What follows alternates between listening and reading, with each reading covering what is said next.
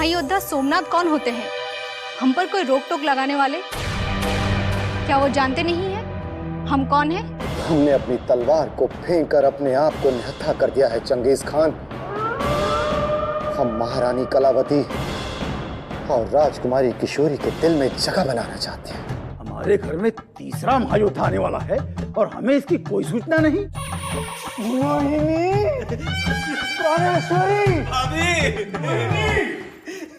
भीम और बलवान के छोटे भाई का नाम क्या होना चाहिए? बलवान से छोटा शैतान, हैरान, परेशान? नहीं नहीं नहीं नहीं, हाँ, हनुमान। भीम, बलवान, हनुमान, ये अच्छा है। मैंने कहा आधा वर्ष हुजूर क्रूर सिंह साहब।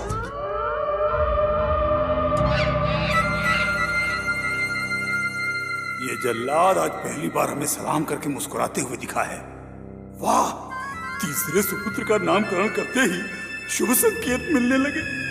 वक्त आने पर गधे को भी बाप बनाना पड़ता है चंगेज खान। जिस बेवकूफ को मैं पूरे महल में ढूंढ रहा था, वो खुद ब खुद चल के मेरे पास आ गया। हुजूर, ऐसी क्या गलती हो गई हमसे जो आप खफा खफा हैं? हमारे आदाब का जवाब भी नहीं दे रहे हैं। हम समझे तुम्हें मुस्कुराते हुए देखने का हमें भ्रम हो गया है, क्योंकि पहली बार तुम्हारे इस पत्थर की शिला जैसे कठोर मुख पर हमने इतनी कोमल मुस्कान देखी। हम समझ नहीं पा रहे हैं कि इस मुस्कान के पीछे कारण क्या है। हुजूर शूरवीर क्रूर सिंह साहब, मेरे आका महाबली सोमनाथ, आपकी शूरवीरता और आपकी बुद्धिमानी के इतने कसीदे पढ़ते हैं कि उन कसीदों को सुनकर मेरे ये खूनी लब खुद ब खुद मुस्कुराने पर आमादा हो गए। सच? तुम्हारे काका, हमारा मतलब तुम्हारे आका सचमुच हमारी इतनी प्रशंसा करते हैं, या तुम अपना मन बहलाने के लिए हमसे मस्खरी कर रहे हो चंगेज खान? हुजूर, गुलाम कहिए गुलाम। आपके मुख से गुलाम अच्छा लगता है। अगर आपको यकीन ना हो तो आप खुद चलिए। आपके इस खूबसूरत चेहरे को देखने के लिए मेरे आका बेताब हैं। लगता है भीम और बलवान का तीसरा भाई हमारे भाग्य के द्वार खोलने आ रहा है। अन्यथा सोमनाथ और चंगेज खान जैसे शैतानों से इतना सम्मान किसे मिलता है? हुजूर, क्या सोचने लगे? इतनी दूर चलने के लिए आपको क्या जहमत होगी? अगर आप कहें तो बग्गी मंगवा लेता हूँ, और अगर आप इजाजत दें तो मैं आपको अपने कंधों पर उठा ले चलता हूँ। नहीं, इतना कष्ट करने की कोई आवश्यकता नहीं है। चलो, हम सोमनाथ जी की इच्छा पूर्ण करने के लिए उनके कक्ष की ओर प्रस्थान करते हैं।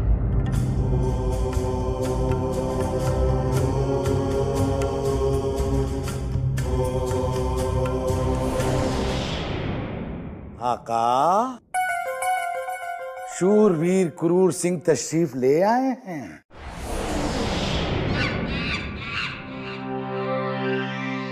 आइए आइए क्रूर सिंह जी, हम आप ही की प्रतीक्षा कर रहे थे। प्रणाम क्रूर सिंह जी। प्रणाम प्रणाम। आसन ग्रहण कीजिए।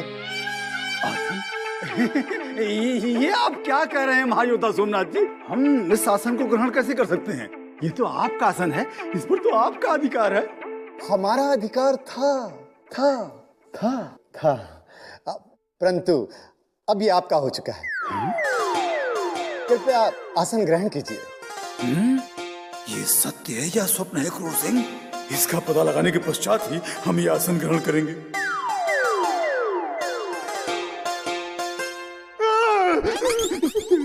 सत्य। क्या हुआ क्रूर सिंह जी? हमारे कक्ष में पधारते ही आपको ऐसा कौन सा सत्य दिखाई पड़ गया? ये क्रूर सिंह जी अपने ही दांतों से अपनी उंगली क्यों काट रहे हैं? क्या इन्हें भी खून पीने का शौक है? कमाल के दरिंदे हैं आप, अपना ही खून पीते हैं। इसीलिए तो हम सबसे अनोखे, सबसे निराले और सबसे सुंदर हैं चंगेज खान। हुजूर, इज्जत अफजाई का बहुत बहुत शुक्रिया। मुझे गुलाम कहें, चंगेज खान ना कहें। गुलाम? और आप मेरे आका के तख्त पर तशरीफ रखें, नहीं तो खड़े खड़े आपके पैर दुखने लगेंगे। हाँ, अवश्य आने वाले तीसरे महायोद्धा की रगों में हमारा ही खून दौड़ रहा है। शायद हमारे उसी नन्हे महायोद्धा के भाग्य से एक रंग को अचानक किसी राजा को मात कर देने वाला सम्मान प्राप्त हो रहा है। चंगेज खान, और चुल्लू भर पानी लेकर आए। लेकर आया हुजूर। ताकि हम महायोद्धा क्रूर सिंह जी के चरण कमल धोकर कुछ पुण्य प्राप्त कर लें। नहीं नहीं महायोद्धा सोमनाथ जी, हम इतने अधिक सम्मान के पात्र नहीं हैं। महायोद्धा सोमनाथ नहीं प्रभु, केवल सोम कहिए, आपका सोम। केवल सोम?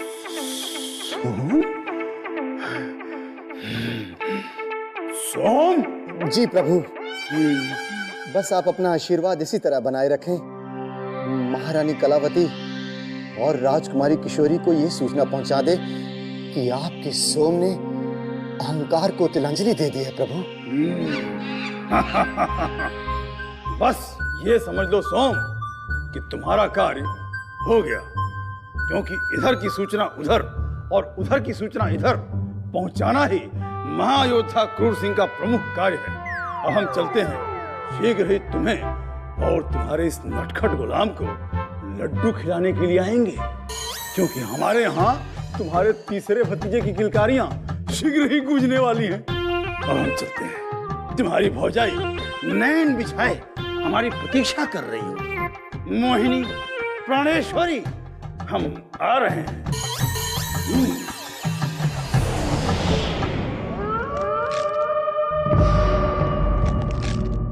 आका,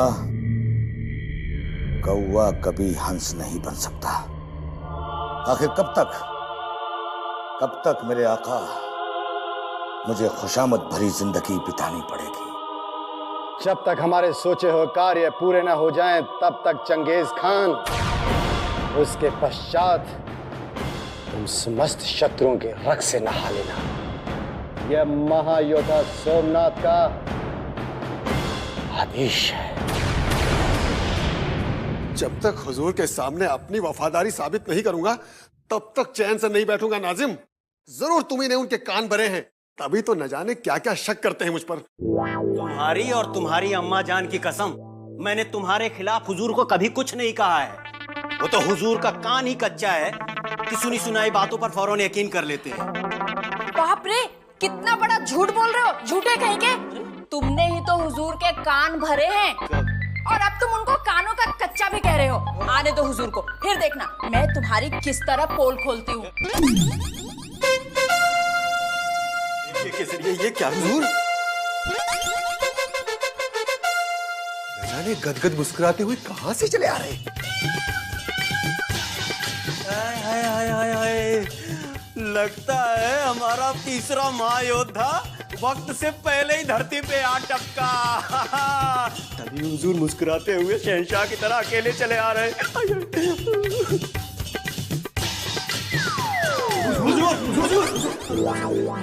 अरे कहाँ थे तुम तीनों? हम तुम तीनों को ही ढूंढ रहे थे। हुजूर, हम तीनों तो कब से यहीं पर खड़े हैं, लेकिन आप ही की दृष्टि हम पर नहीं पड़ी। क्या बात है हुजूर, आप इतने बदले बदले से कैसे दिखाई दे रहे हैं? हम बदले नहीं केसरिया, बल्कि अपने नए पुत्र के स्वप्न में खोए हुए थे।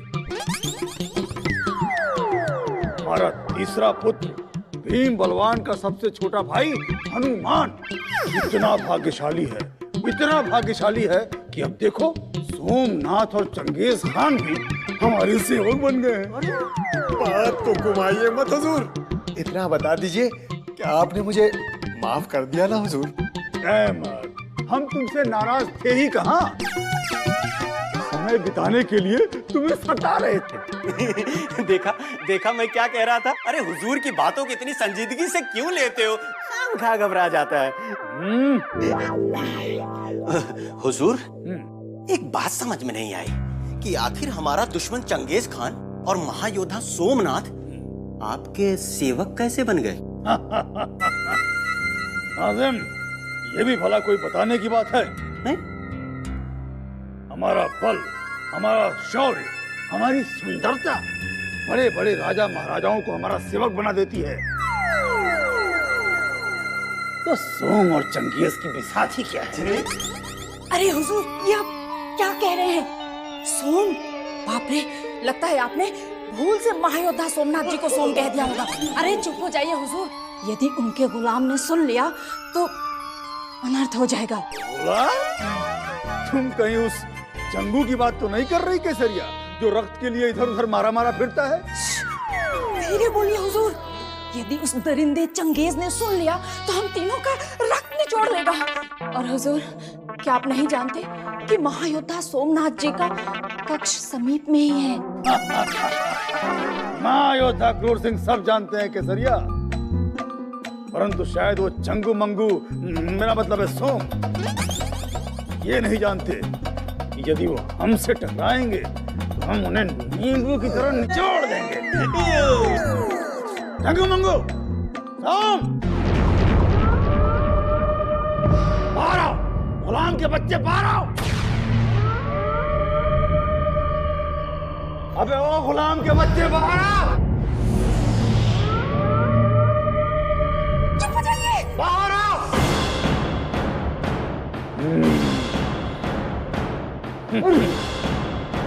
अब नाम चिरंजीवी रहो, चिरंजीवी रहो। कहिए महायोद्धा सोम, मेरा मतलब है क्रूर सिंह जी, हम आपकी क्या सेवा कर सकते हैं? सोम, यदि तुम्हारी दृष्टि में कोई अच्छा वैद्य हो तो हमें तत्काल सूचित करो। तुम्हारी भाभी के स्वास्थ्य की जांच करानी है। हम अभी चंगेज खान को भेज देते हैं राजवैद्य को बुलाने, और यदि आप कहें तो हम स्वयं चले जाते हैं। ना ना सोम, राजवैद्य के पास हम इस चंगू को नहीं जाने देंगे और ना ही इसे अपने घर बुलाएंगे, क्योंकि इसका डरावना चेहरा हमें थोड़ा भी पसंद नहीं है। और हमें संदेह है कि हमारा जो महायोद्धा आने वाला है, इसे देखकर कहीं पैदा होने से पहले ही भयभीत ना हो जाए। हाँ हाँ मेरे आका सही कह रहे हैं शूरवीर क्रूर सिंह जी, क्योंकि मेरी माँ मुझे जन्म देके मुझे देखकर डर के मर गई। सुना? अच्छा सोम, अब हम चलते हैं। यदि भविष्य में हमें तुम्हारी या इस चंगू की आवश्यकता पड़ी तो हम तुम्हें अवश्य याद करेंगे।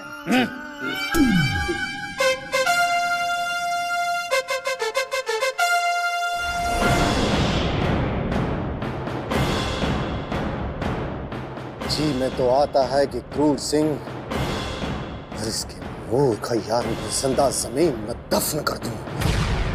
नहीं मेरे आका, आप ही ने तो अपने गुलाम को समझाया है कि आपको जिंदगी में कुछ कर गुजरना है। अगर आपको जिंदगी में कुछ कर गुजरना है तो चंगू मंगू बने रहने में ही हमारी भलाई है।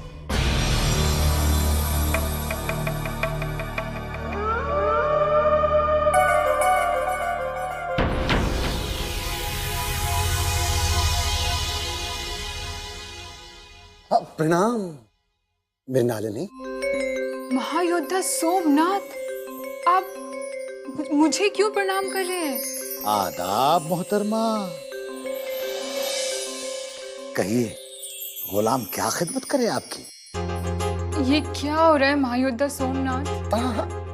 महायोद्धा सोमनाथ नहीं, केवल सोम कही। सोम कह के पुकारिए हमें देवी।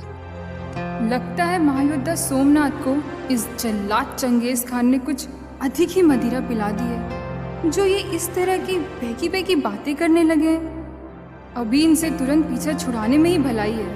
क्या हुआ देवी, किस सोच में डूब गई? जी वो मैं आपको बताना चाहती थी कि अतिथि युवराज ने आपको याद किया है महायोद्धा सोमनाथ। युवराज इंद्रजीत सिंह जी ने हमें याद किया है? हम स्वयं जाएंगे उनके पास। अतिथि तो भगवान का दूसरा रूप होते हैं। सही कहा आपने मेरे आका। चलिए जल्दी जल्दी से मेहमान खाने में चलते हैं, मेहमान को कोई तकलीफ ना होने पाए।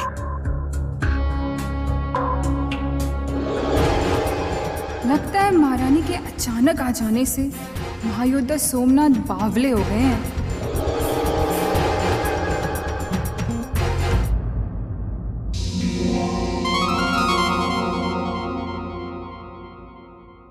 युवराज इंद्रजीत सिंह,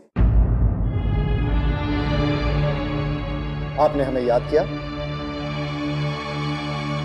हमने आपको याद किया ये जानने के लिए कि चुनारगढ़ जो हमने संदेश भेजा था उसका अभी तक उत्तर क्यों नहीं आया है? इसका जवाब मेरे आका आपको नहीं दे सकते। इसका जवाब तो आपके वालिदैन ही दे सकते हैं कि आपके खत का जवाब क्यों नहीं दिया। ये प्रश्न हमने तुमसे नहीं पूछा है। तुम हो कौन?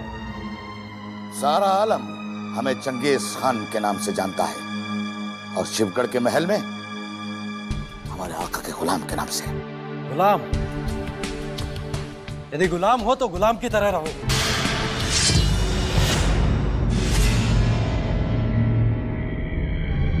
इस खिलौने से हमें डराने की कोशिश मत करो चंगेज खान।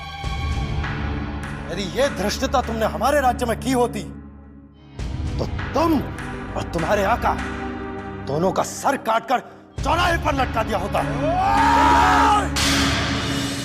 रुक जाओ चंगेज, रुक जाओ।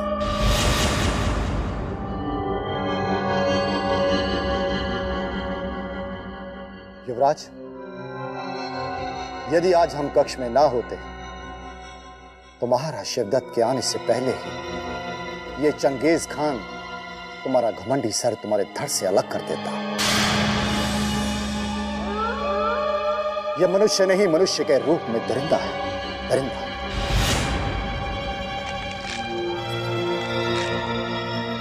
कहीं ऐसा ना हो कि जीवन भर तुम्हारे माता पिता तुम्हारी तस्वीर देखकर आंसू बहाते रहे।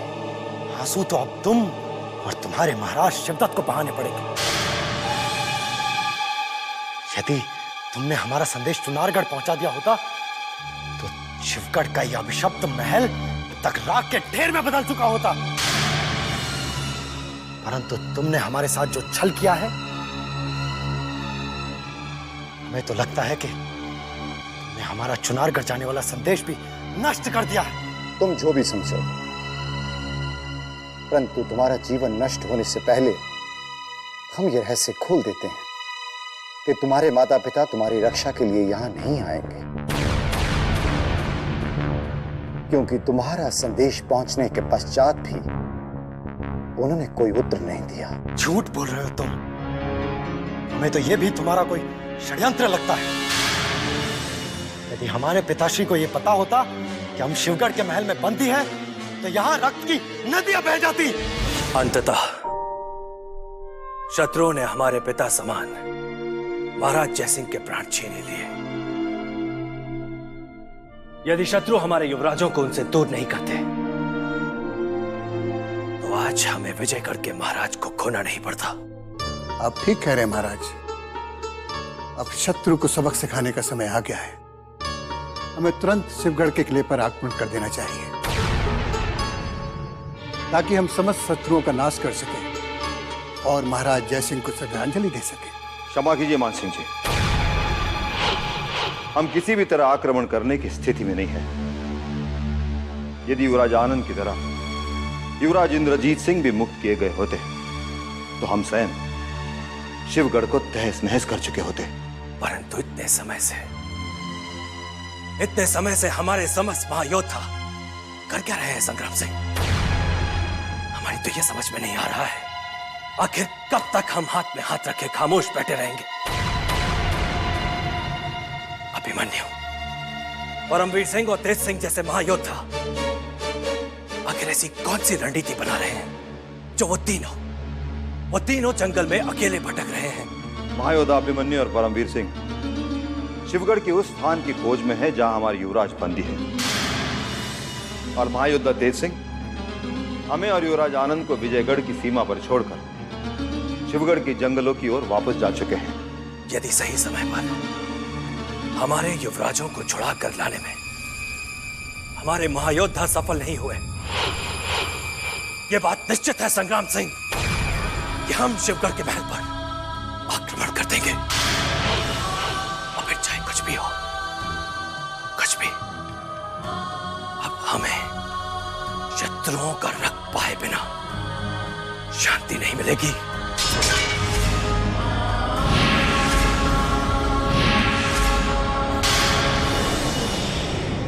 बात निश्चित है संग्राम सिंह कि हम शिवगढ़ के महल पर आक्रमण कर देंगे, और फिर चाहे कुछ भी हो, कुछ भी, अब हमें शत्रुओं का रक्त पाए बिना शांति नहीं मिलेगी। क्षमा कीजिए महाराज, आपसे अनुमति लिए बिना मैंने युवराज आनंद सिंह को शीश महल में रहने का प्रबंध करवा दिया महाराज, क्योंकि विजयगढ़ में वही एक ऐसा महल है जहां हमारे युवराज पूरी तरह से सुरक्षित रह सकते हैं। तुमने ठीक निर्णय लिया है पद्मनी। यदि वो इस महल में रहते तो यहाँ की हर वस्तु उन्हें अपने नाना श्री की याद दिलाती।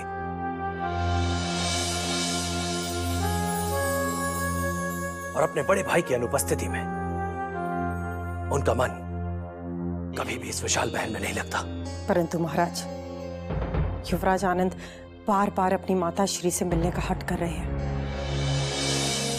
मैंने उन्हें किसी तरह समझाकर अभी शांत कर दिया है, क्योंकि मैं नहीं चाहती कि अभी महारानी जी को उनके पिताश्री के अकाल मृत्यु के बारे में बताया जाए। वो ये सदमा नहीं सहन कर पाएंगे। तुम्हारा यह निर्णय भी उचित है पद्मनी। जब हमारे बड़े युवराज सुरक्षित वापस लौट आएंगे, तब हम महारानी चंद्रकांता से उनके दोनों पुत्रों को मिलवा देंगे। जी महाराज। मान सिंह जी, हम युवराज आनंद को आपके भरोसे छोड़कर चुनारगढ़ वापस जा रहे हैं, क्योंकि हमें महारानी चंद्रकांता का ध्यान रखना है, उनका उपचार करवाना है। आप युवराज आनंद की ओर से निश्चिंत रहिए महाराज, हम उन्हें किसी प्रकार का कोई दुख और कष्ट नहीं होने देंगे। वैसे भी प्रभु ने हमें कोई संतान नहीं दी है महाराज, इसलिए हम युवराज आनंद को इतना स्नेह देंगे कि वो नाना श्री की यादों से मुक्त हो जाएंगे। युवराज आनंद सिंह की ओर से तो हम चिंता मुक्त हो गए हैं मान सिंह जी, परंतु युवराज इंद्रजीत सिंह को प्राप्त करने के लिए अभी भी हमें युद्ध ही एकमात्र विकल्प दिखाई दे रहा है। हमें एक अंतिम अवसर दीजिए महाराज।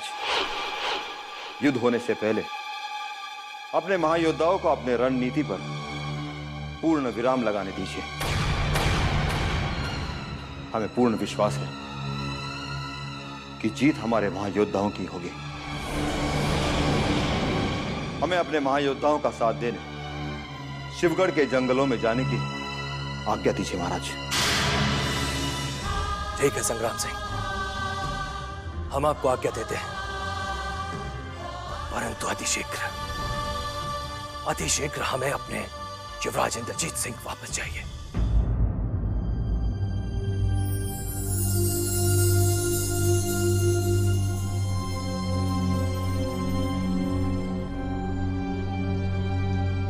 युवराज। राजकुमारी जी, आप हमारे कक्ष में? क्या महायोद्धा सोमनाथ ने आपको हमसे मिलने की अनुमति दे दी है? वो कौन होते हैं हमें अनुमति देने वाले? परंतु कल आपके सामने ही तो मृणालिनी ने कहा कि महायोद्धा सोमनाथ ने आपका हमसे मिलने और हमारे कक्ष में आने पर प्रतिबंध लगा दिया है। आप अचानक भ्रमित कैसे हो रहे युवराज? कल तो हम इस कक्ष में आए ही नहीं। ये आप क्या कह रही हैं राजकुमारी? कल हमने आपसे उस योजना पर बात की थी जो आपने हमें मुक्त कराने के लिए बनाई है, परंतु कल मृणालिनी के आ जाने से हमारी बात अधूरी रह गई थी। यदि ये आपका भ्रम नहीं तो अवश्य ही हमारे किसी शत्रु ने आपको छलाया युवराज, जिसका पता हम अतिशीघ्र लगा लेंगे।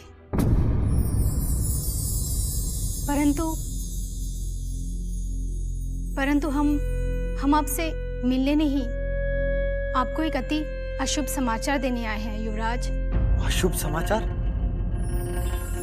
क्या हमारे छोटे भाई आनंद को कुछ हो गया है? क्या हमारे माता पिता का स्वास्थ्य बिगड़ गया है?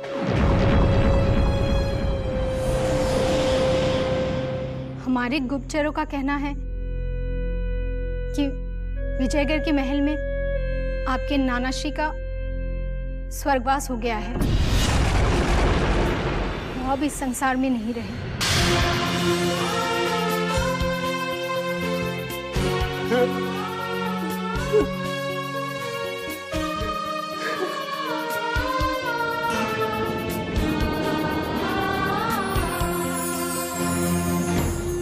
आप जब चाहेंगे हम आपको यहाँ से मुक्ति दिला देंगे। ईश्वर आपके नानाश्री की आत्मा को शांति दे और आपको दुख सहने की शक्ति। बस यही हमारी प्रार्थना है।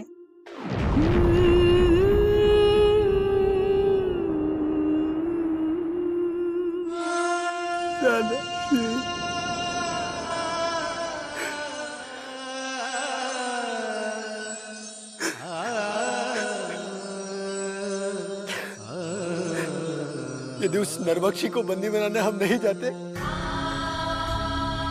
तो आपको हमें खोना नहीं पड़ता नानाजी। हमारे वियोग के दुख ने आपके प्राण ले लिए और इन सब के दोषी हम हैं।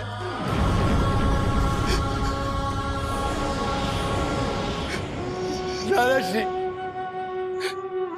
हमें भी अपने पास बुला लीजिए नानाश्री, हमें भी अपने पास बुला लीजिए।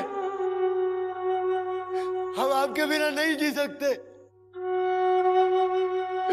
नानाश्री।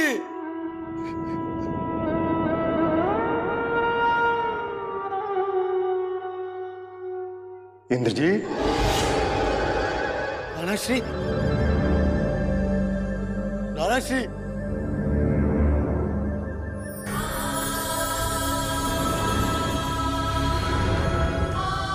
नानाश्री, नानाश्री कहाँ है आप?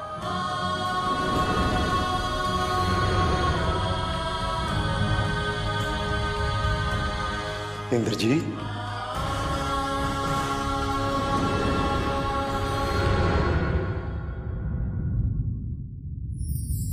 हम कब से तुम्हें अपने सीने से लगाने के लिए तड़प रहे हैं। आओ, हमारे गले लग जाओ।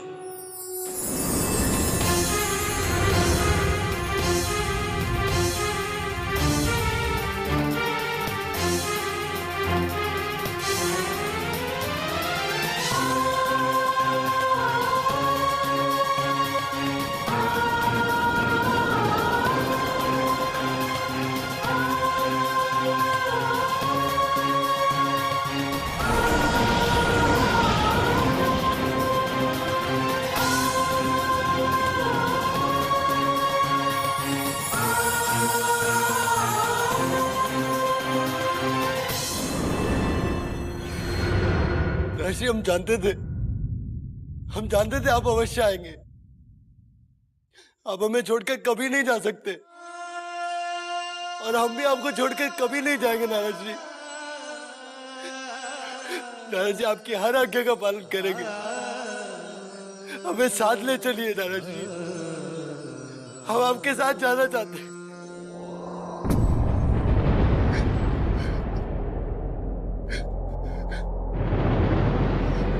नानाजी आप बोलते क्यों नहीं है? क्या आपने हमें क्षमा नहीं किया? हम आपको कभी विवश नहीं करेंगे हमें कहीं ले जाने के लिए।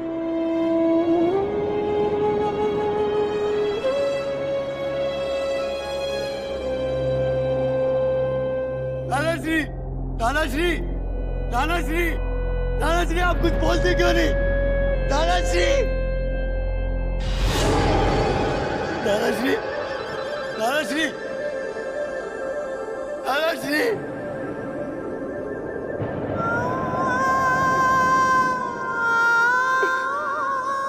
आप हमें छोड़कर क्यों चले गए नानाश्री? अब आनंद का क्या होगा? हमारा क्या होगा नाना जी?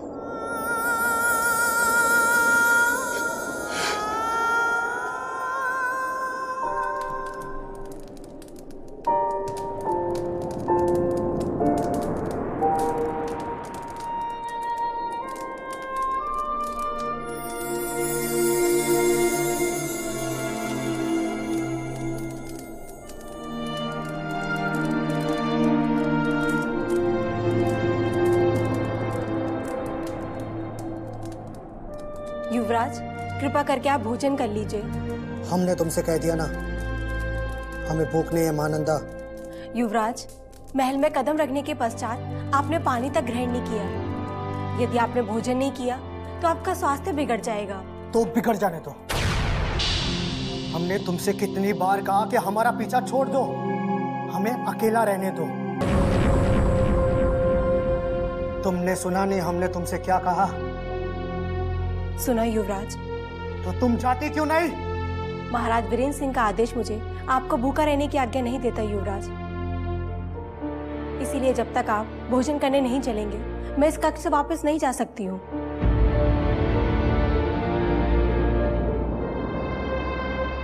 हमारे भैया शत्रु की भूमि पर बंदी है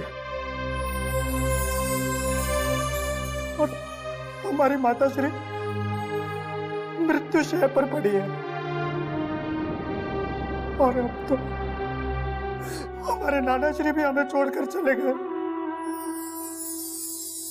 और तुम हमारा तुच्छ जीवन बचाने के चक्कर हमसे भोजन करने का अपराध करा रही हो। अपराध? आपका समस्त जीवन बचाने के लिए हमारी प्रजा आपके लिए बलिदान भी दे सकती है युवराज। चाहे महानंदा का सर आप धड़ से अलग कर दीजिए, पर अपना कर्तव्य निभाए बिना महानंदा यहाँ से एक कदम पीछे नहीं हटेगी युवराज। चली जाओ वरना हम तुम्हें अपमानित करके इस कक्ष से बाहर निकालने पर विवश हो जाएंगे। महानंदा को क्षमा कर दीजिए महाराज, अब जो चाहे दंड हमें दे दीजिए, परंतु भोजन अवश्य कर लीजिए। नाना श्री के पश्चात हम आप ही का आदर करते हैं बड़े काका श्री, फिर हम आपको दंड कैसे दे सकते हैं? तो प्रार्थना स्वीकार कर लीजिए युवराज और भोजन करने की स्वीकृति दे दीजिए, अन्यथा न हम भोजन करेंगे और न विजयगढ़ की प्रजा।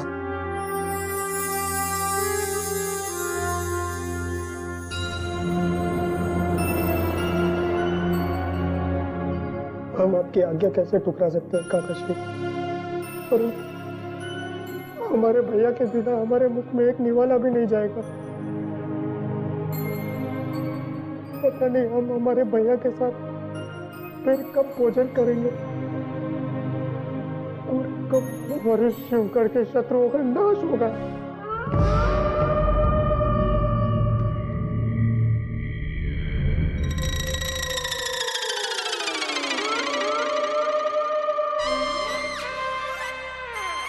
अहमद का बच्चा चल तो ऐसे रहा है कि जैसे इस महल का शहंशाह हो। अगर आका का खौफ न होता तो अभी इसकी मुड़िया मरोड़कर इसके सारे हेकड़े निकाल देता।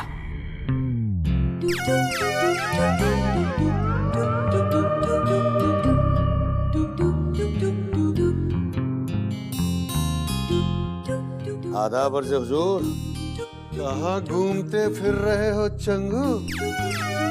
कुछ काम धाम भी किया करो, वरना मुफ्त की रोटियां तोड़ तोड़ के भयानक मोटे भैंसे की तरह दिखोगे।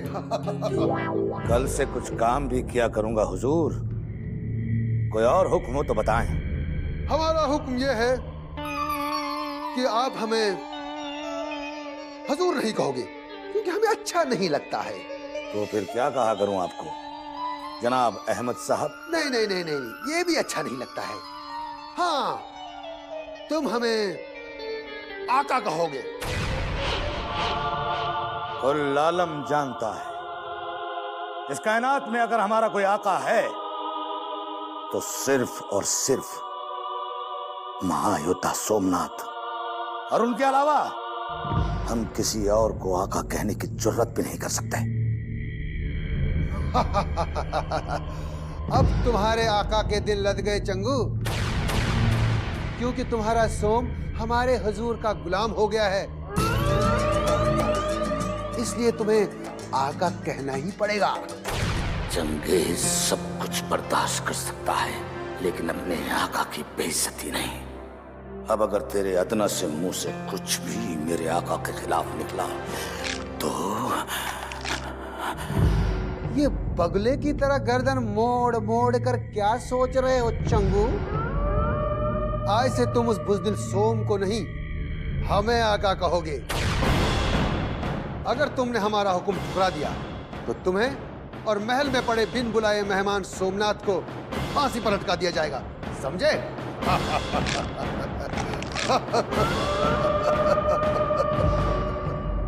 रुकिए मेरे आका।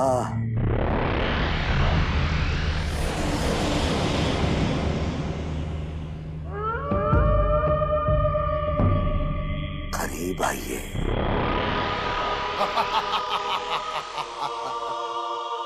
देखा, हमारे खौफ ने तुझे कैसे डरा दिया। उस बुज़दिल और बेवकूफ सोम की कभी इज्जत मत करना। जो भवानी सिंह तो क्या, हमसे भी मुकाबला करने के काबिल नहीं है।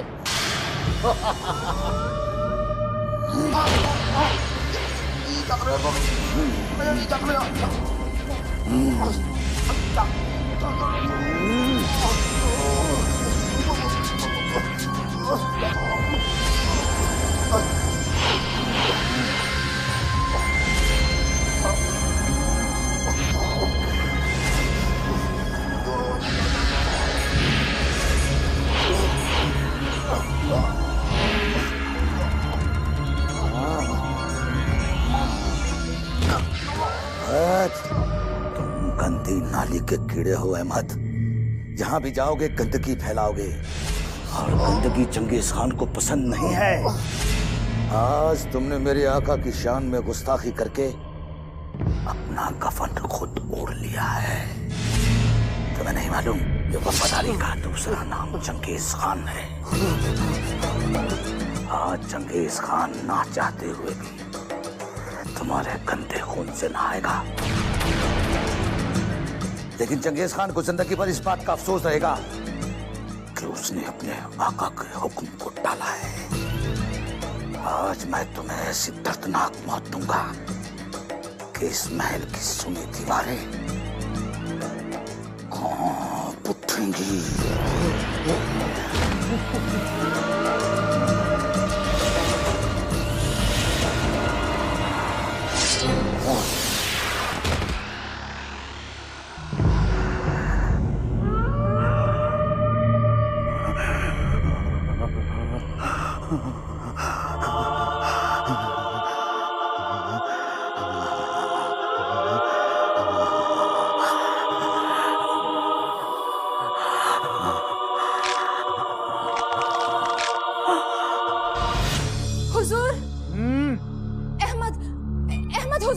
अहमद को क्या हुआ? क्या वो रुग्ण मच्छर फिर से हमारे घर के या हमारी घरवाली मोहिनी के आसपास भिनभिनाता हुआ पाया गया है? यदि हमारा अनुमान सत्य है तो हम स्वयं भीम और बलवान की माँ को डोली में सजाकर उसकी गंदी झोपड़ी में फेंक कर आएंगे, और ये उसके लिए मृत्यु दंड के समान होगा। हुजूर, अब उसे मृत्यु दंड देने की कोई आवश्यकता नहीं है। उसकी मृत्यु हो चुकी है। ये लो। अरे शैतान कभी मरता नहीं है केसरिया। जरूर तुम्हारी आंखों को कोई धोखा हुआ है, और जिसे तुम मरा हुआ समझ के आ रही हो ना, वो अहमद नहीं बल्कि अहमद की शक्ल के जैसा दिखने वाला कोई चुसा हुआ आम होगा, है ना हुजूर? नाजिम बिल्कुल ठीक कह रहा है केसरिया।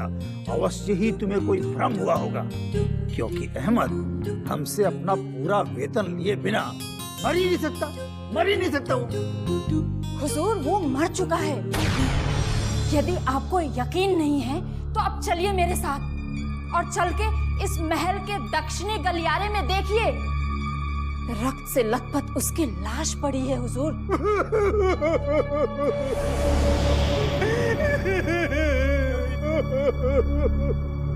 केसरिया, यदि तुम जो कह रही हो वो सत्य है तो बहुत ही बुरा हुआ।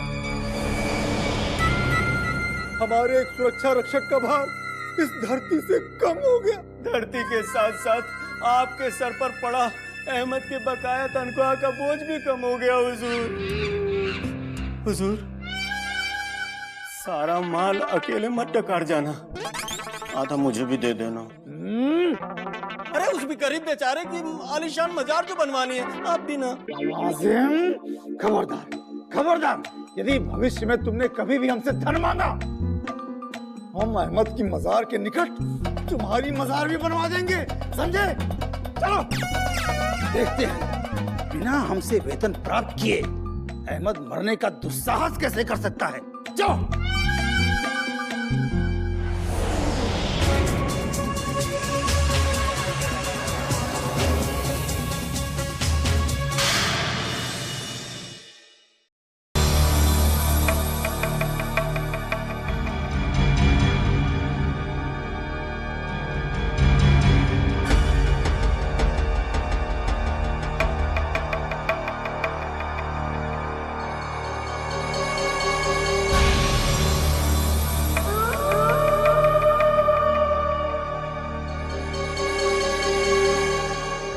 बेचारे अहमद के प्राण पखेरु उड़ गए हैं सोमनाथ जी। पता नहीं किस राक्षस ने इनके शरीर से सारा रक्त निचोड़ लिया है। जिसने भी हमारे अहमद का रक्त बहाया है, हम इसे ऐसी दर्दनाक मौत देंगे कि मौत का कलेजा भी कांप उठेगा।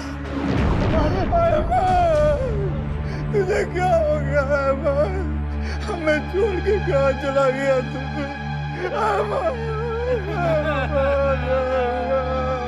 अहमद मेरे भाई, हमें छोड़कर कहाँ चला गया तू? अपने नाजिम को छोड़ के मत जा मेरे यार। अहमद कहाँ चला गया अहमद?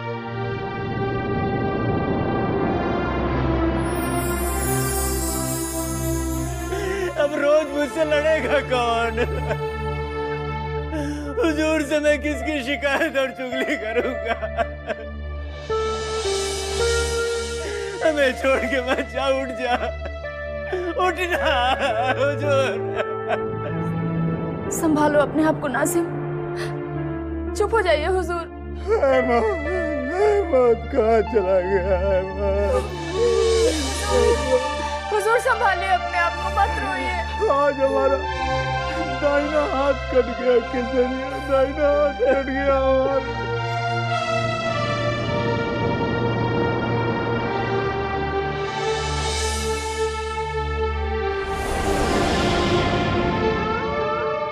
अहमद जैसा भी था हमारा अपना था, जीते जी कभी हमसे अलग नहीं हुआ। हमें माफ कर देना अहमद, हम तुम्हें बचा नहीं पाए। उठना मेरे भाई। लेकिन महायोद्धा क्रूर सिंह सौगंध खाते हैं कि तुम्हारी हत्या जिसने भी की है, हम उसे चैन से नहीं जीने देंगे, चैन से नहीं जीने देंगे। लौट आओ अहमद, लौट आओ, हमें छोड़ के मत जाओ अहमद, हमें छोड़ के मत जाओ। उन्हीं को कौन टाल सकता है क्रूर सिंह जी? आप हम पर भरोसा रखिए, हम अहमद के हत्यारे को कभी क्षमा नहीं करेंगे। उसकी पोटी काट काट कर पागल कुत्तों के सामने फेंक देंगे। आखिर कौन हो सकता है वो हत्यारा जिसने इतनी बेरहमी से हमारे साथी को हमसे छीन लिया? यदि हमें पता चल जाए तो हम भी इसी तरह उसे यूं ही तड़पा तड़पा कर मारेंगे, उसका सारा रक्त बहा देंगे, नहीं छोड़ेंगे उसे। भवानी सिंह, भवानी सिंह के सिवा और कौन पापी हो सकता है जो इस निर्दोष अहमद का रक्त बहा सकता है? हुजूर, हुजूर, क्या बात है शेर खान? हुजूर, उस गरीब अहमद का खून हो गया है जो क्रूर सिंह का मुलाजिम था। इसका तात्पर्य ये हुआ कि अब सोमनाथ ने महल के कीड़े मकोड़ों को मारना आरंभ कर दिया है।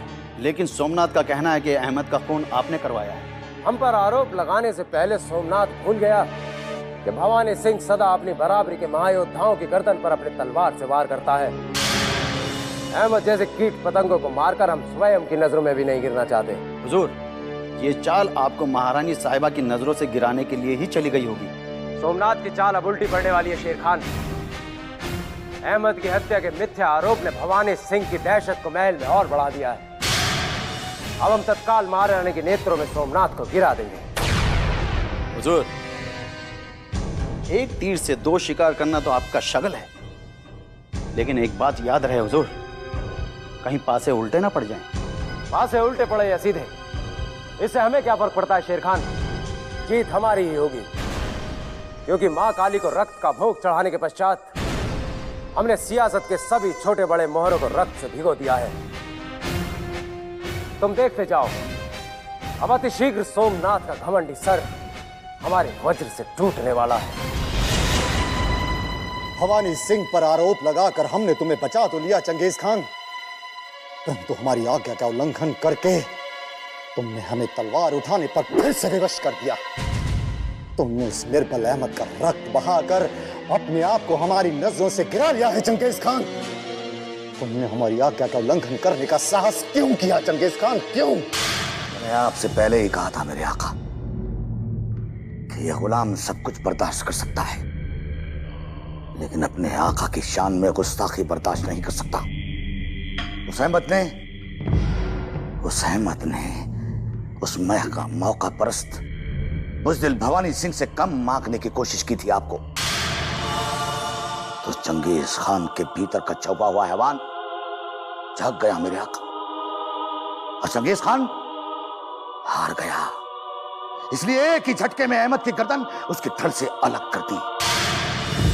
अगर इसमें मेरा कोई कसूर है मेरे आका, तो आपकी शमशीर और गुलाम का सर दोनों आपके हवाले। कुछ समय और धैर्य रख लेते तुम्हारा क्या बिगड़ जाता चंगेज खान, क्या बिगड़ जाता? यदि हम समय पर भवानी सिंह पर आरोप न लगाते तो तुम्हें फांसी लगने के पश्चात हमें देश निकाला मिल जाता, और फिर वो भवानी सिंह हमारी अभिलाषाओं और हमारे समस्त अधिकारों पर नाग की तरह कुंडली मार कर बैठ जाता। हम महारानी कलावती और राजकुमारी किशोरी की दृष्टि में गिरना नहीं चाहते चंगेज खान, गिरना नहीं चाहते। शुक्रिया मेरे आका, जो आपने खादिम का इल्जाम उस भवानी सिंह पर लगाकर गुलाम को सूली पे चढ़ने से बचा लिया। लेकिन अगर भूल मुझसे हुई है मेरे आका, तो चूक तो आपसे भी हुई है। आपने मेरा इल्जाम भवानी सिंह पर लगाकर उसका कद सातवें आसमान पर बिठा दिया है। मेरे सर का इल्जाम उसके सर पर लगते ही शिवगढ़ के लोगों के सरों पर उसका खौफ मौत बन के मंडराता रहेगा।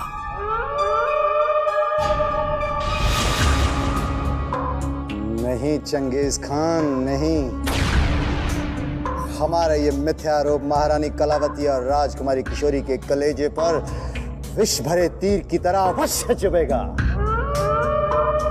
और फिर महारानी कलावती भवानी सिंह को शिवगढ़ छोड़ने का आदेश देंगी, और समझ गया मेरे आका, समझ गया। भवानी सिंह किले से बाहर और शहजादी आलिया मेरे आका की मांग। अब मेरे आका को शहंशाह बनने से कोई नहीं रोक सकता, कोई नहीं।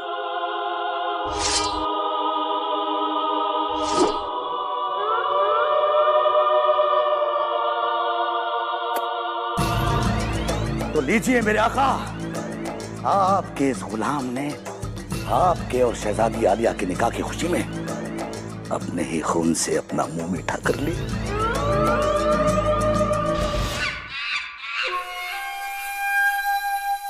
हम कुछ समझ नहीं पा रहे हैं कि कौन हो सकता है जिसने अहमद की हत्या की। उसका तो कोई शत्रु भी नहीं था, फिर किसने इतनी बेदर्दी से उसका गला काटकर उसके शरीर से उसका सारा रक्त बहा दिया? हुजूर, आप ये कैसे कह सकते हैं कि अहमद का कोई दुश्मन ही नहीं था? जरूर किसी दुश्मन ने ही अहमद का कत्ल किया है, वरना एक दोस्त अपने दोस्त को इतनी दर्दनाक मौत कैसे दे सकता है? हुजूर, नाजिम का तर्क सत्य प्रतीत होता है। अवश्य ही अहमद ने जाने अनजाने में इस महल में किसी को अपना शत्रु बना लिया होगा और फिर वो अज्ञात शत्रु अवसर देखकर अहमद का वध कर दिया। मुझे पता है उस अज्ञात शत्रु के बारे में। नाजिम, तत्काल उस अज्ञात शत्रु का नाम बताओ, हम अपने अस्त्रों से उसका वध कर देंगे। जान की अमान पाऊं तो बताऊं? बताओ। आप और नहीं तो क्या, हमेशा आप उसी पर शक किया करते थे। हमारी बेगम के साथ बाहर घूमा करता है, घर के बाहर ऐसे भिन भिनाता रहता है जैसे गुड़ पर मक्खियां। आप नहीं तो और कौन हो सकता? नाज़िम, हम अहमद पर शक किया करते थे, लेकिन जिस दिन उसकी मृत्यु हुई और हमारी मोहिनी दहाड़ दहाड़ कर रोई, हमारा शक समाप्त हो गया। हम समझे नहीं हुजूर। अल्लाह कसम, मेरे भी पल्ले कुछ नहीं पड़ा। क्योंकि मोहिनी रो रो कर कह रही थी कि अब बाजार से उसकी सब्जियां और सामान कौन लेकर आएगा। मुफ्त में एक गुलाम मिला था, वो भी नहीं रहा। हुजूर, परंतु सोचने वाली बात ये है कि इस महल में आखिर कौन अहमद का शत्रु हो सकता है? कहीं महायोद्धा सोमनाथ का कहा सत्य तो नहीं? क्या महायोद्धा भवानी सिंह ऐसा कर सकते हैं? नहीं केसरिया, नहीं। अहमद जैसा निर्बल और डरपोक व्यक्ति भवानी सिंह जैसे महायोद्धा से बैर नहीं ले सकता। अवश्य ही कोई और कारण है जिसकी वजह से अहमद को अपने प्राण गंवाने पड़े हैं। हुजूर, हो सकता है आपका कोई दुश्मन आपको डराने के लिए उसका कत्ल कर दिया हो, ताकि आप उसके रास्ते का रोड़ा ना बने। नहीं नाजिम, नहीं, ये बात भी नहीं हो सकती है, क्योंकि हमारे समस्त शत्रु इतने कायर नहीं हैं जो ऐसी तुच्छ हरकत पर उतर आए। अवश्य ही कोई गहरा भेद है जो हम समझ नहीं पा रहे हैं। एक बार यदि वो कायर हत्यारा हमारे हाथ आ जाए तो हम उसे इतना तड़पा तड़पा के मारेंगे, इतना तड़पा तड़पा के मारेंगे कि कोई भी हमारे योद्धाओं को आंख उठाकर देखने का साहस नहीं करेगा। हुजूर, आप इतना अधिक सोच सोचकर अपना रक्त मत जलाइए। ये काम आप मुझ पर छोड़ दीजिए। अब इस बात का पता केसरिया लगाएगी कि आखिर वो दरिंदा कौन है जिसने हमारे अहमद का इतनी बेरहमी से रक्त बहाया है। हुजूर,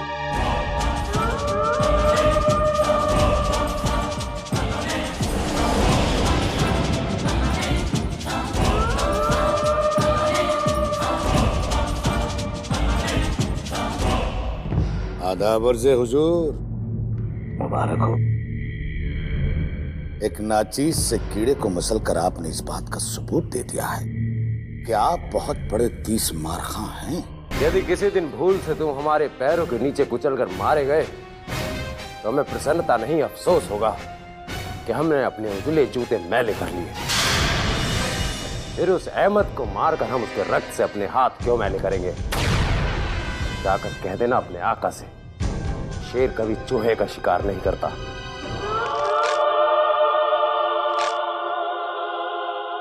कुल आलम जानता है कि मेरे आका इस महल में अकेले बब्बर शेर हैं और वो अपनी खुराक पहचानते हैं। अहमद के कत्ल के बाद गुलाम को आका आदमखोर से लगने लगे हैं। कहीं ऐसा ना हो कि उनका पहला शिकार आप बन जाएं।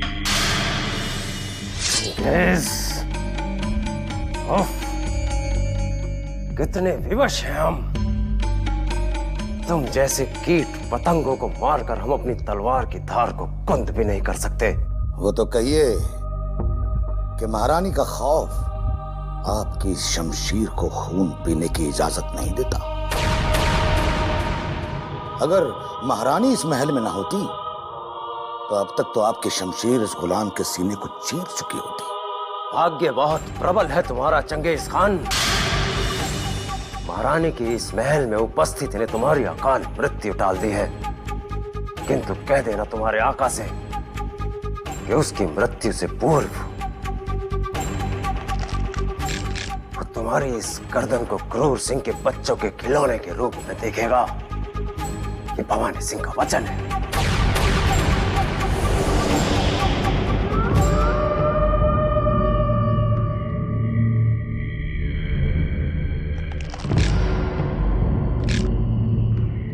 मेरे आका तो क्या, उनकी परछाई तक भी तुम नहीं पहुंच सकते भवानी सिंह, लेकिन तुम उन तक पहुंचने की कोशिश करोगे और फिर इस चंगेज खान के भीतर छुपा हुआ दरिंदा तुम्हें अहमद की तरह एक ही झटके में खत्म कर देगा। फिर उसके बाद मेरे आका और शहजादी साहिबा के मिलन को कोई भी इस महल में नहीं रोक सकता।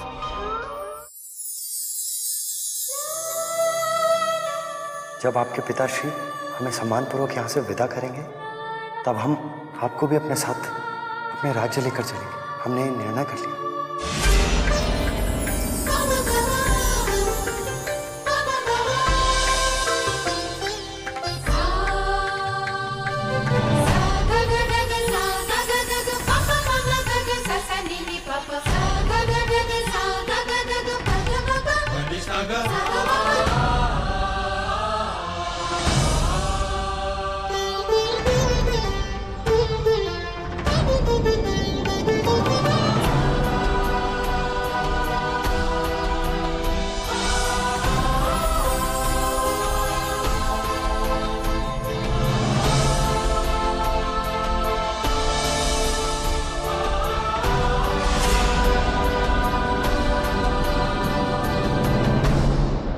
आपको भी अपने साथ अपने राज्य लेकर चलेंगे। हमने निर्णय कर लिया।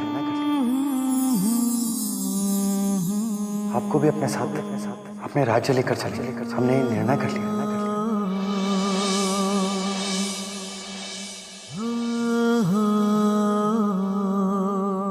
राजकुमारी किशोरी की जय हो। ओ शीला, कुछ देर और सपनों के राजकुमार को देखने दिया होता। राजकुमारी जी, झूठे सपनों से बाहर लौटने का वक्त आ गया है, क्योंकि शिवगढ़ के महायोद्धाओं के आपसी बैर ने अपने ही महल में अपनों का रक्त बहाना आरंभ कर दिया है और क्रूर सिंह के अय्यार की हत्या ने अतिथि युवराज की सुरक्षा पर एक प्रश्न चिन्ह सा लगा दिया है। इसलिए हमें उन्हें यहाँ से भगाने का निर्णय तुरंत लेना होगा। अतिथि युवराज को भगाने का निर्णय? हाँ, किंतु आप इस पर इतना आश्चर्य क्यों व्यक्त कर रही हैं? आज नहीं तो कल उन्हें यहाँ से जाना ही होगा, तो फिर इस काम में देरी क्यों? अभी तो हम उन्हें जी भर कर देख भी नहीं पाए हैं, ना उनसे खुलकर कुछ कह पाए हैं, ना सुन पाए हैं। फिर इतने शीघ्र हम उन्हें कैसे जाने दे सकते हैं? ये आपको क्या हो गया है राजकुमारी जी? क्या आप शत्रु युवराज को इतना चाहने लगी हैं जो आप उन्हें अपनी नजरों से दूर भी नहीं देखना चाहती? युवराज के सिवा हमारी आंखें कुछ नहीं देख पा रही है, और उन्हें शत्रु का भी मत कहना, क्योंकि जिसने शिवगढ़ के राजकुमारी के दिल में जगह बना ली हो, वो शत्रु कैसे हो सकते हैं? राजकुमारी जी, अब कुछ मत कहना। सपनों के देवता से मिलने के बाद न जाने क्यों हमारे दिल में कुछ कुछ होने लगा है। और आपके दिल में हो रहे इस कुछ कुछ से चुनारगढ़ और शिवगढ़ में बहुत कुछ हो जाएगा। बरसों से टला आ रहा युद्ध छिड़ जाएगा। अब तो हम भी देखना चाहते हैं कि शिवगढ़ और चुनारगढ़ की दुश्मनी जीतती है या दो दिलों में पनप रही मोहब्बत।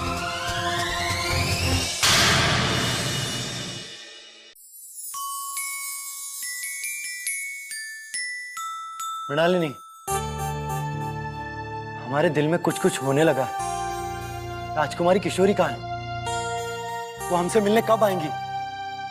अब तो हमें भूख लगती है ना प्यास, और इस सूने अतिथि गृह में बार बार राजकुमारी के होने का सुखद एहसास होता है। मैं आपसे फिर प्रार्थना करती हूँ युवराज, आप इस विष भरे एहसास को अपने दिल से निकाल कर फेंक दीजिए, नहीं तो इसके गंभीर परिणाम को भुगतने के लिए आप तैयार हो जाइए। क्योंकि आपका ये एक तरफा प्यार महायोद्धा सोमनाथ के दिल में ऐसी आग भड़का सकता है जिसमें आपका झुलसना सुनिश्चित है। तो झुलस जाने दो हमें, परंतु राजकुमारी के वो सुखद एहसास, वो प्यार हम अपने दिल से कभी नहीं निकाल सकते। केवल उसी के कारण हम आज तक शत्रुओं का अपमान और उनकी प्रताड़नाएं सह रहे हैं, क्योंकि हमें राजकुमारी से प्यार हो गया है। युवराज, किंतु राजकुमारी किशोरी आपको प्यार नहीं करती, केवल अतिथि समझकर आपका सम्मान करती है, आपके साथ सहानुभूति रखती है।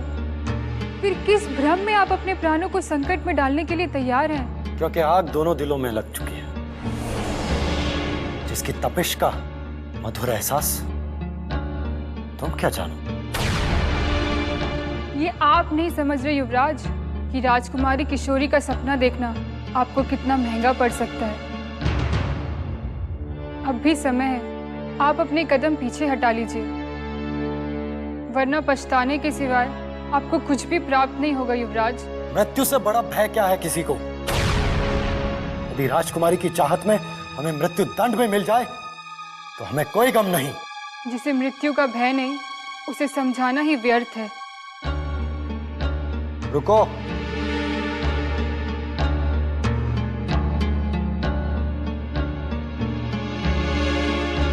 हमें समझाने का व्यर्थ प्रयत्न ही मत करो मृणालिनी। राजकुमारी किशोरी को जाकर यह संदेश दे दो कि हम उनसे मिलना चाहते हैं। क्षमा कर दीजिए युवराज, लेकिन मैं आपकी आज्ञा का पालन नहीं कर सकती।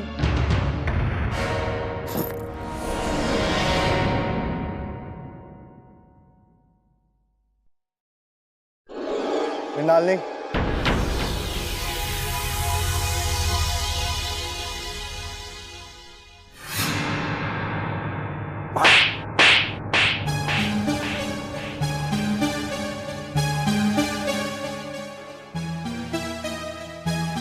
इस थप्पड़ की गूंज ने तुम्हें यह सोचने पर विवश कर दिया होगा कि युवराज से वफादारी और महायोद्धा सोमनाथ से गद्दारी करने की भूल तुमने क्यों की? ये आपने सोच भी कैसे लिया कि मैं आपके साथ विश्वासघात करके शत्रु युवराज का साथ दूंगी? या नहीं, बल्कि अब भी दे रही हो। हमसे हमारे प्राण छीनना चाहती हो? क्या तुम जानती नहीं कि हमारे प्राण उस राजकुमारी के दिल में बसते हैं और तुम उस दिल में युवराज की जगह बनाना चाहती हो? अतिथि युवराज ने राजकुमारी किशोरी के दिल में जगह बना ली है हुजूर। राजकुमारी किशोरी भी उनसे प्यार करने लगी है, लेकिन इसमें मेरा क्या कसूर है? उनकी चाहत का कसूर है। नहीं, ये नहीं हो सकता मृणालिनी, नहीं हो सकता। ये हो चुका है हुजूर। राजकुमारी किशोरी के दिल में उनके लिए बहुत प्यार है, नहीं तो वो अतिथि युवराज को उनके नाना श्री की अकाल मृत्यु का समाचार देकर उनके साथ उनका दुख न बांट रही होती। झूठ झूठ बोल रही है तुम। स्वयं को महायोद्धा सोमनाथ के कहर से बचाने के लिए असत्य का सहारा ले रही है। यदि आपको मेरी स्वामी भक्ति पर संदेह है तो मुझे भी जीने का कोई अधिकार नहीं है। निकालिए अपने मयान से तलवार और उड़ा दीजिए मेरी गर्दन।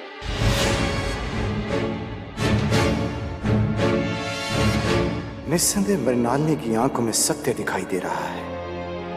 यदि राजकुमारी ने युवराज को उनके नाना श्री के मरने का समाचार देकर अपनी सांत्वना जाहिर कर दी है तो बात हद से आगे बढ़ चुकी है।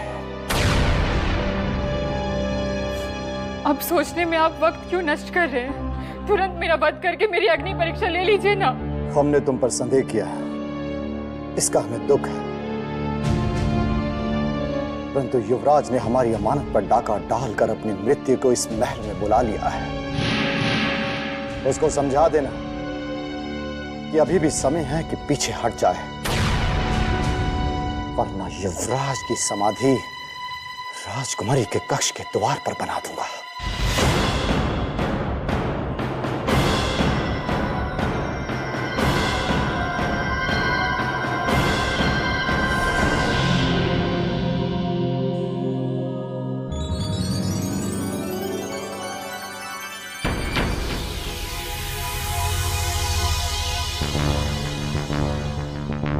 राजकुमारी किशोरी, लगता है वो युवराज की कक्ष की ओर ही आ रही है।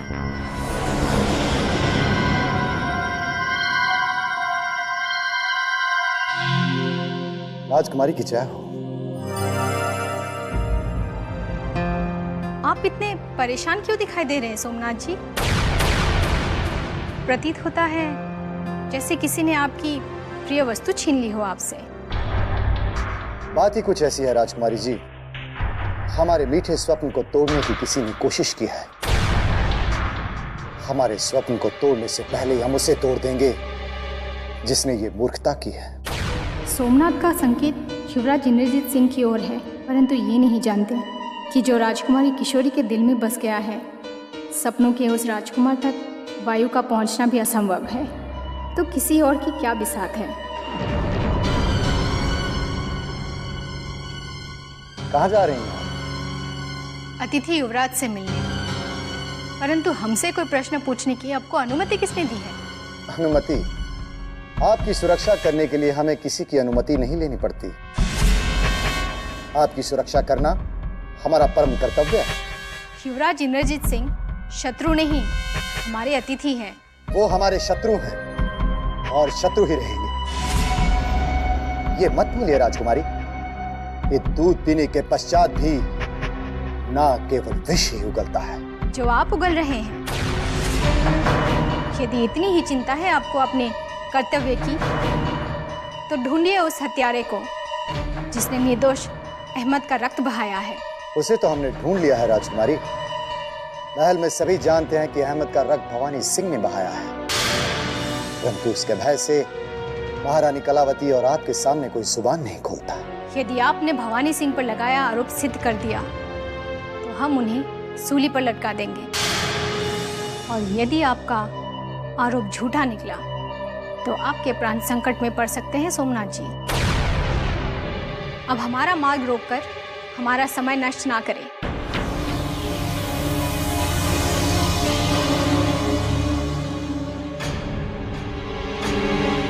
महायोद्धा सोमनाथ की कुंडली में विधाता मृत्यु का योग लिखना भूल गया है, इसलिए चिंता तो तुम युवराज की करो, जिसकी चिता हम कभी भी जला सकते हैं। और रही बात तुम्हारी, लगता है तुम्हारे पर निकल आए हैं। महायोद्धा सोमनाथ का जब जी चाहेगा उसे काट देगा। उड़ लो, जितना उठना है उड़ लो।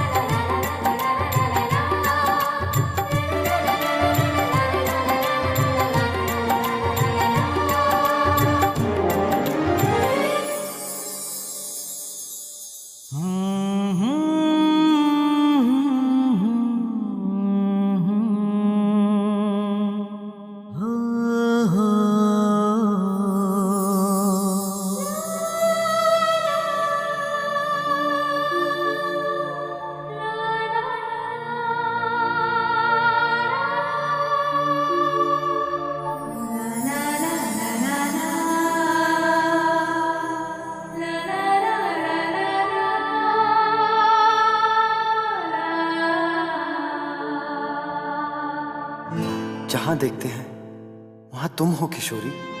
क्यों तुम इतना जल्दी हमारे रोम रोम में बस गई हो, और क्यों हम तुम्हें इतना अधिक चाहने लगे हैं? क्यों हम तुम्हें अपना समझने लगे हैं, जबकि तुम हमारी नहीं हो और शायद कभी हो भी नहीं सकती, क्योंकि तुम हमारे पिताश्री के सबसे बड़े शत्रु की संतान हो। किंतु ये जानते हुए भी हम तुम्हारी ओर लगातार खिंचे चले आ रहे हैं। पता नहीं क्यों, लेकिन ये एहसास बहुत अच्छा लगता है।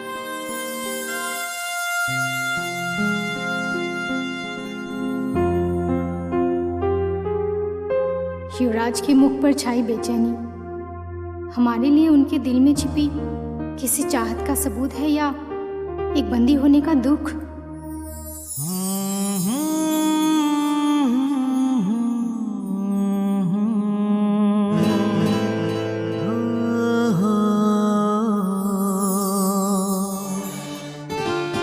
अचानक हमारी चाहत हमारे सामने।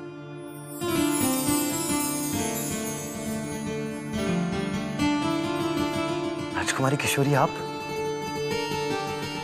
हमारा दिल आपको कब से याद कर रहा था, और अचानक आप हमारे सामने आ गए। जब हमें कोई दिल से याद करता है तो हम स्वयं ही खींचे चले आते हैं युवराज।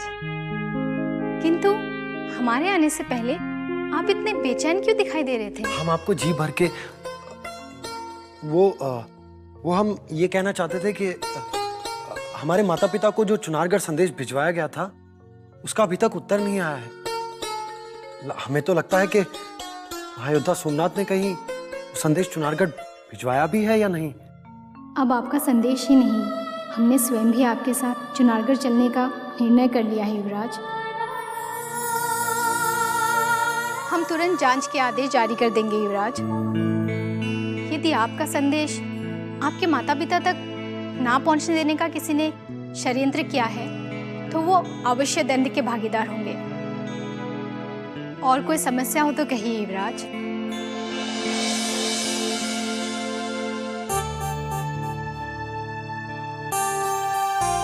राजकुमारी, आपके साथ ये दोनों कौन हैं? हम दोनों राजकुमारी जी की सखियां हैं। मैं शीला और ये संध्या।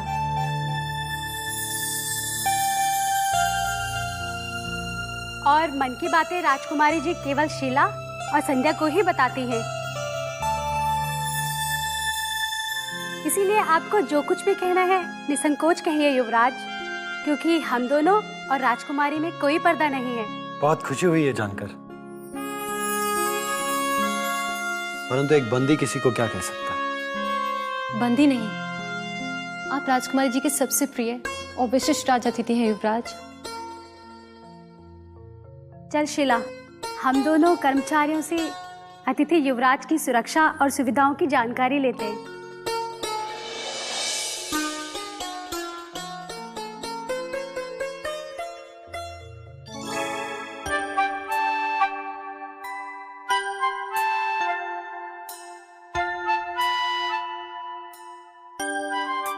युवराज, आप कब हमारे बंधन से मुक्त होकर अपने राज्य लौटना चाहेंगे? कभी नहीं किशोरी, हम सदा सदा के लिए तुम्हारे मन मंदिर में बस जाना चाहते हैं, उसी में बंदी बनकर रहना चाहते हैं, परंतु इन महल की दीवारों से कहीं दूर भी जाना चाहते हैं।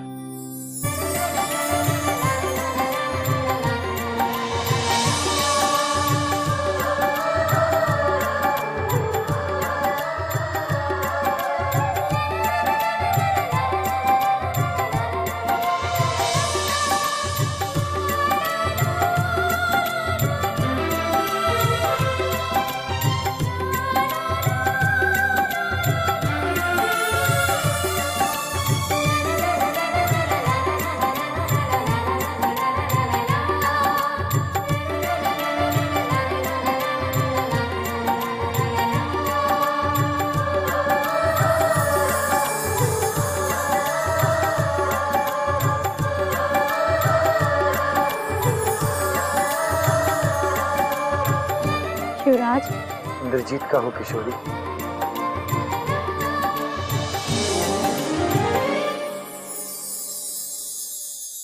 क्या सोच रही हैं राजकुमारी? यही कि जो हम सोचते हैं वो कर क्यों नहीं पाते हैं। मतलब जब हम समझ जाएंगे आपको अवश्य समझा देंगे। अपना ध्यान रखना।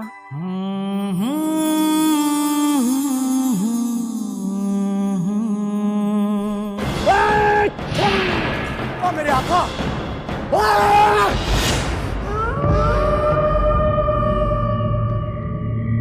मेरे आका, अगर गुलाम के खून के छींटे आपकी शमशीर की प्यास बुझा सकते हैं तो बेशक आप गुलाम का गला काट दीजिए,